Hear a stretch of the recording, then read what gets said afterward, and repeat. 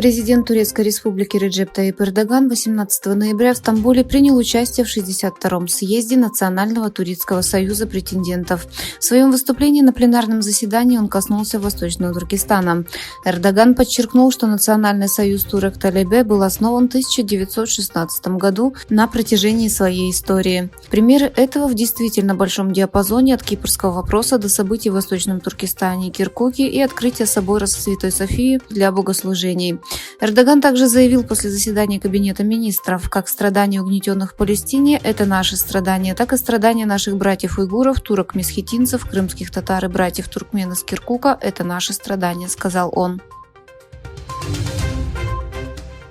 Китай продолжает безостановочно эксплуатировать природные богатства Восточного Туркестана различными способами.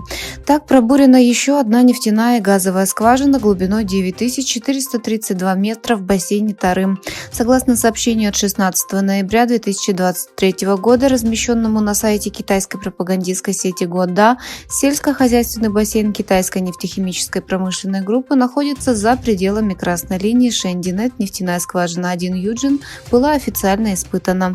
Китайский режим объявил нефтяную и газовую скважину глубиной 9432 метра самой глубокой в Азии. Уйгурского турецкого писателя Зия Самеди с милосердием вспоминают 23-ю годовщину его смерти. Родившийся в Казахстане, уйгурский писатель Зия Самеди подвергся давлению за то, что описал преследование его нации китайцами. В Казахстане он был удостоен крупных наград по всей стране.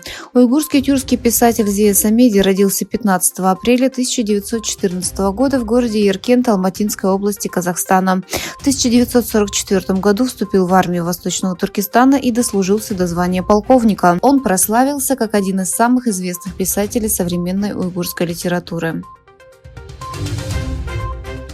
В Узбекистане по всей стране количество университетов увеличилось до 212 по сравнению с 77 в 2016 году, а уровень поступления выпускников средних школ в университеты увеличился с 9 до 38%.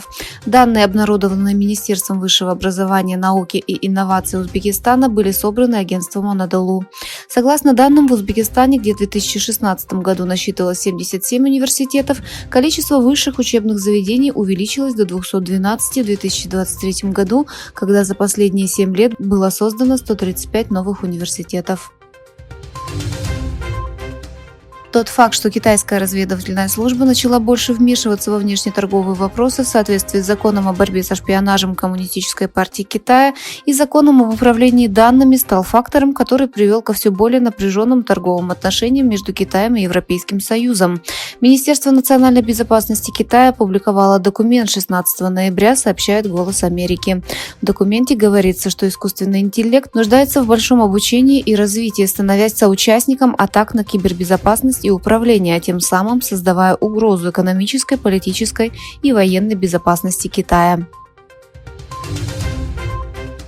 Китай, осуществляющий геноцид уйгуров и других турок-мусульман в Восточном Туркестане, принял в Пекине делегацию министров иностранных дел палестинской автономии, Саудовской Аравии, Египта, Индонезии и Иордании, чтобы положить конец так называемой войне в Газе.